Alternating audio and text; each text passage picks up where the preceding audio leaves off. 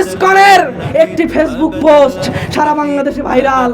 তারা স্বঘোষিতভাবে বাংলাদেশ আহলে হাদিস আন্দোলন বাংলাদেশের আমির জামাত প্রফেসর ডক্টর মোহাম্মদ আসাদুল্লাহ গালিব হাফিজাহুল্লাহকে সরাসরি মেরে ফেলার হুমকি দিয়েছে। তাদের কার্যক্রম জাতির সামনে স্পষ্ট, তারপরেও প্রশাসন কেন তাদেরকে নিষিদ্ধ করছে না আমাদের জানা নাই। আমাদের আলটিমেটাম আমরা দিয়ে দিয়েছি আহলে হাদিস আন্দোলন বাংলাদেশের পক্ষ থেকে এবং বাংলাদেশ আহলে হাদিস যুব সংঘের পক্ষ থেকে আলটিমেটাম আমরা দিয়ে দিয়েছি। ইসকনকে যে কোনো মূল্যে নিষিদ্ধ করতে হবে।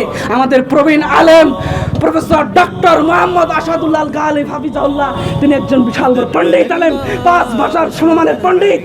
এরকম পণ্ডিত আলেম খুব কমই রয়েছে। এরকম আলেমকে প্রকাশ্যে যারা মেরে ফেলার হুমকি দিতে পারে, তো তাদের কার্যক্রম জাতির সামনে এখন স্পষ্ট। খুন, গুম, খুন এবং ধর্ষণ এগুলোই হলো ইসকনের কার্যক্রম। তারা বাংলাদেশকে অখণ্ড ভারতের অংশ করতে চায়। আমরা কখনোই আবারও অখণ্ড ভারতের অংশ হব না।